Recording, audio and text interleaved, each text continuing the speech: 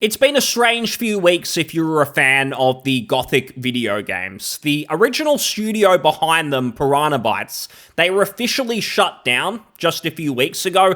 The writing was kind of on the wall. They'd said like 6 months ago, we're in troubled times, we kind of need a lifeline here. You just got the sense that their days were numbered, and then officially, not long ago, they were shut down. That was the end.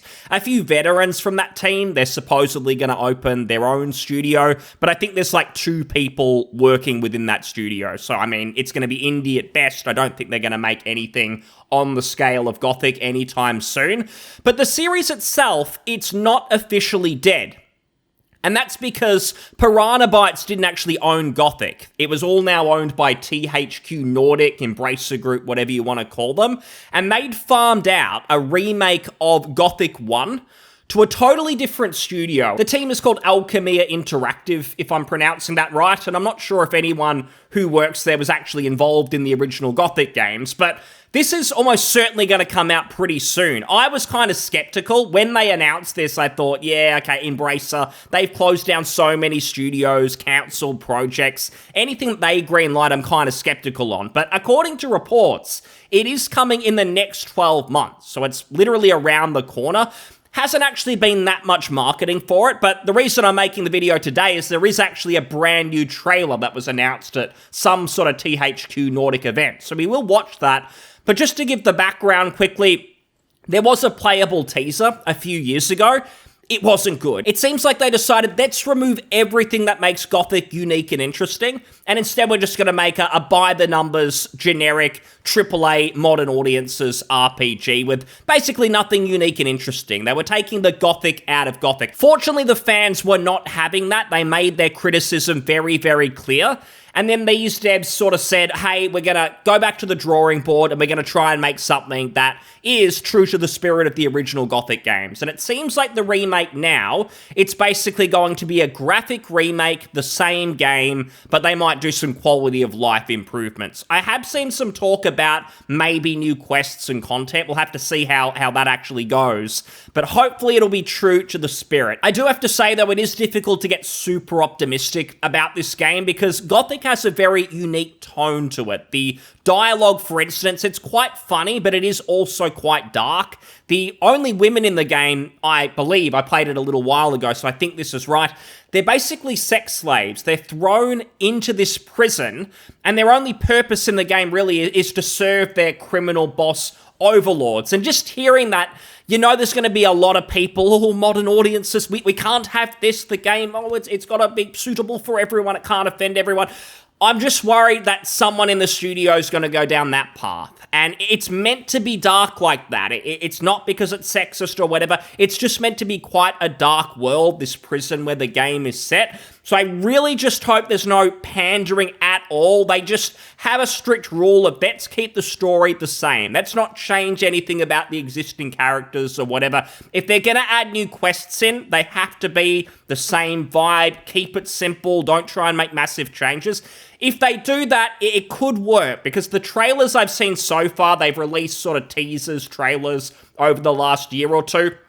They've been solid enough. They've certainly been a lot better than that original playable teaser, and we'll see what they've released just a day or so ago. So brand new trailer, haven't really shown us that much in the last 12 months or so. We'll have a look. Enough. Send him in.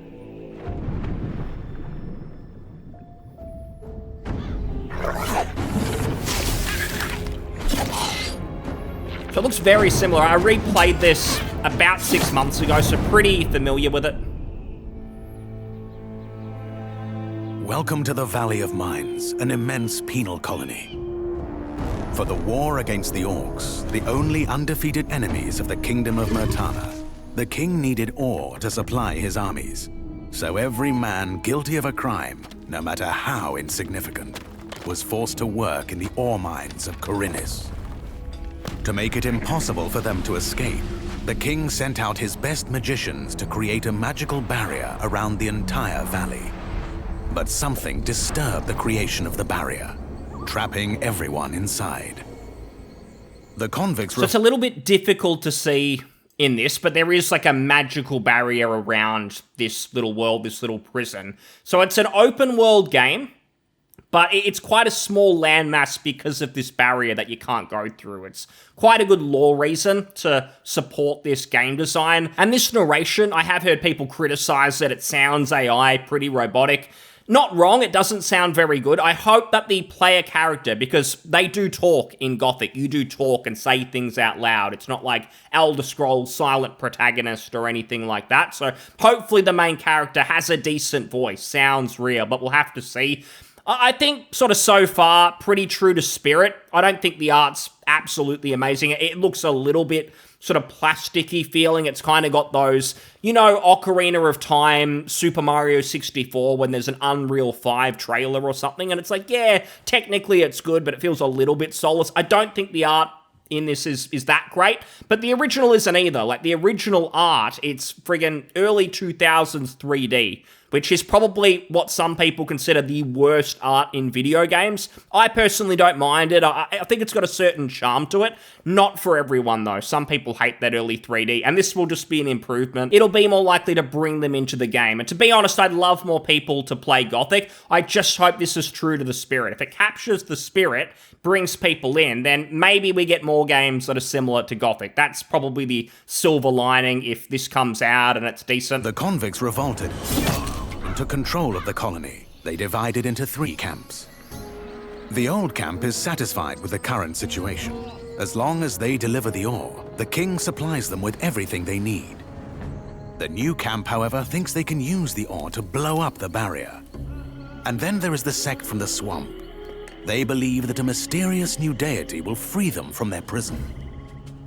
Thus begins your journey in the open world of the Valley. An interesting thing in the original Gothic is there's not like the good, the bad camp, and then maybe something else. Like, each of the camps kind of has their own agenda to them. That swamp camp, maybe that could be considered the nicest one, although there are villains there. It's certainly not all good. But the old camp, that's the one you're sort of steered towards. Most newcomers will probably join the old camp because you do join a faction. It's a big part of the game. The old camp is certainly quite dangerous. Like, you have to keep your wits about you. People are trying to genuinely con you. They sort of pretend to be nice, but they actually do try and con you. They just treat you like a bit of an idiot. You're new here, you don't know what you're doing.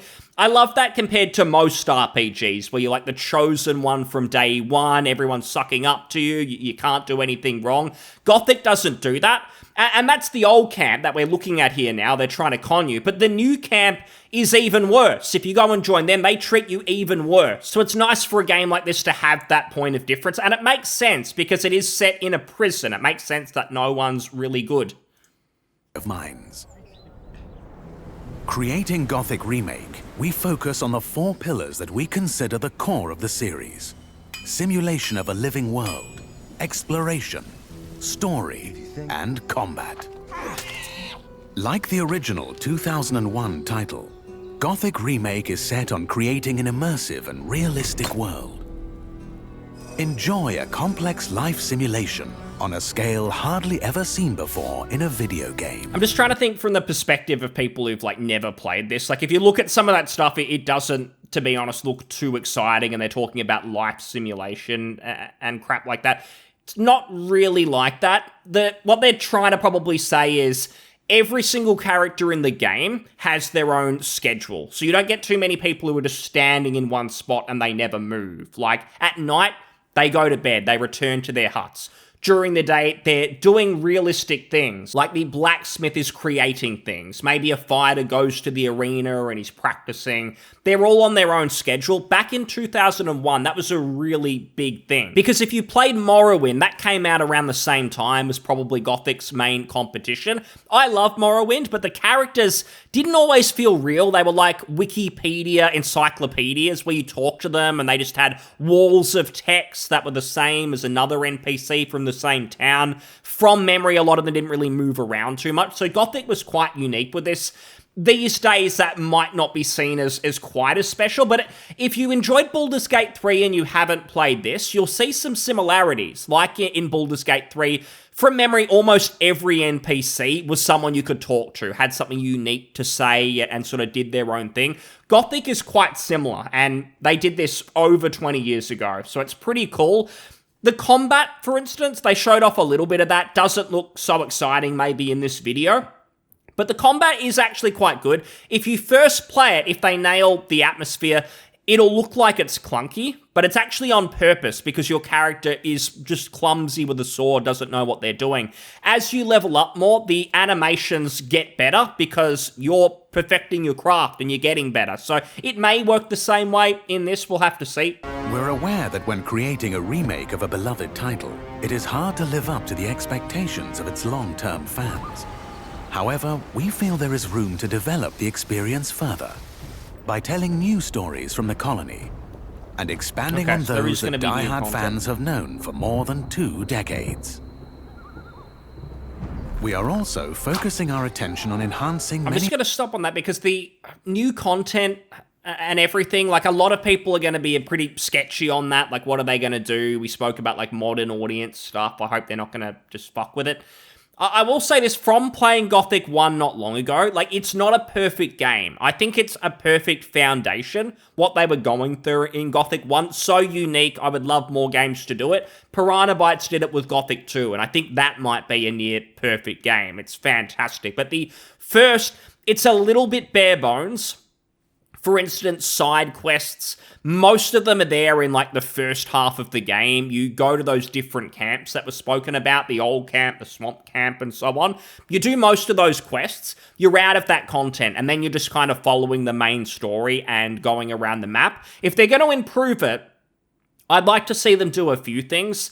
Firstly, the main quest is, like, it's a great story, it's an interesting, intriguing story, but it doesn't play super well. There's a lot of sections where you're just fighting enemies, and the exploration, which is the best part of Gothic, sort of taken out of it because you're going through maybe linear dungeons. I wouldn't care if they changed that a little bit, made the main story play in a bit more of an interesting way, and also adding more side quests in the back half. As long as they keep the same tone, they don't even have to be super ambitious and innovative or anything, just more of the same in the second half, I think would go a long way. The way they worded it in the trailer, it sounds like they're kind of scared, like, oh, we got criticized before when we changed things up for the teaser. That's because it's bad, because you took away the core Gothic experience. As long as that's there, it's fine for you to build around it. It's kind of like classic WoW private servers, where the game's there, and then maybe, say, there's a server called Turtle WoW, which is a custom private server where they've added brand new WoW content. That feels fine, because you're just building off the original game. You're not trying to sort of reinvent the whole wheel. You're losing the original spirit. That's the sort of stuff I don't mind seeing in this remake. I don't think a few new quests here and there are really going to ruin it, so I hope that they do that as well. I guess for me, like I said, I don't care that much about graphics. Like, I can play PS1 titles, early 3D games. I don't really care that much about the visuals. The way I see it is you get used to them quite quickly, and I feel that way about modern games. If I play the best visual game ever, within a couple of hours, I'm used to it. It doesn't really feel that special anymore, but that might just be me. I feel like there are a lot of people who the visuals are just a big thing for them. So my hope is, true to the spirit, this remake, it brings new fans in who just realize what makes Gothic special, but also hopefully those people want to see more. They want more games like this, because the biggest disappointment for me with Gothic is we don't have more of it, that more games didn't get innovated by it. In fact, if I was trying to sell someone on playing Gothic, recommend the game to someone, first of all, if you look it up, you might not be excited straight away, because you see that early 3D, 2001 3D, earliest incarnation. It's not going to look that exciting. Even if you look at gameplay footage, I mean, the combat, it doesn't look like anything to write home about. It's not super flashy. If you see talking in the game, talking to other characters, doesn't look overly complex. There's a handful of options. There's not a million choices to make, like charisma, persuasion, all of that sort of stuff. It seems basic on the surface, but when you actually play an experience, what you realize is it's probably the most unique open world RPG that's out there. The open world part of it is what makes it very unique. And again, you hear open world, what? There's like the last 10, 15 years, nothing but open world games, Assassin's Creed, everything like that, all the copycats. These open world titles are very different. Gothic is extremely different in how it executes. First of all, It's not like modern open world games where all the content is basically pre-told to you on the minimap, where there's maybe question marks like in Witcher 3, or there's just little icons and the game just tells you, go there to find the content essentially. Gothic is different because every nook and cranny actually matters. It's definitely about quality over quantity. The Gothic 1 world, pretty small. You can probably run from the top to the bottom in 5 minutes, 10 minutes at the most, something like that. Pretty small and condensed, but packed with meaningful content. And the reason it's meaningful is enemies do not respawn. There's an asterisk on that, but I'll keep it simple. What happens is if you kill an enemy, you're going to get XP. That enemy doesn't come back. So it feels like you're progressing through the game. I've conquered this part of the map. I can move on.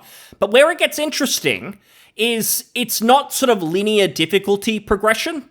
Just imagine if you play an MMO, if I use World of Warcraft as an example, one of the first areas is Elwyn Forest, and that's a level 1 to 10 area, and that just means that all the enemies are between levels 1 to 10, so you know what to expect.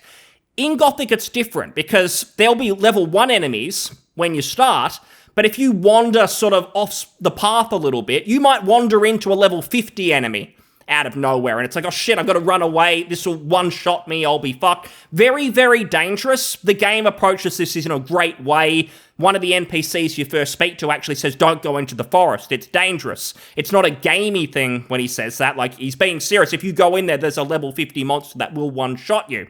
And that just means you always have to sort of keep your wits about you. You can't just clear the first area in a gamey fashion and you're just on autopilot grinding and killing things.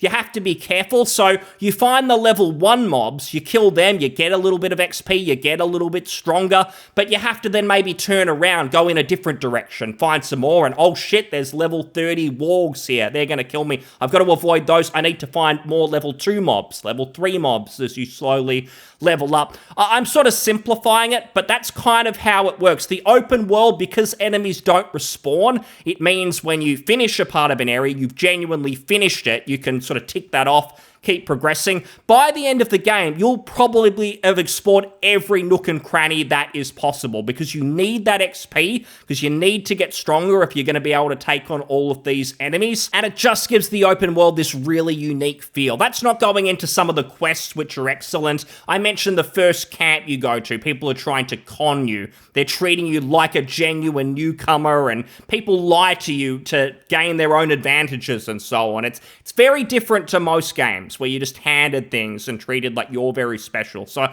I love that about it. I've barely gone into it, but I hope that the remake, it just keeps the original spirit. I am skeptical because of all these modern game designers, and if they go, oh, this is bad, this is offensive, we need to change all this, they will just kill the spirit of Gothic, and if they do that, this is totally pointless. If they do anything that is outside what the original did, they can only expand on it, they can't change the existing core.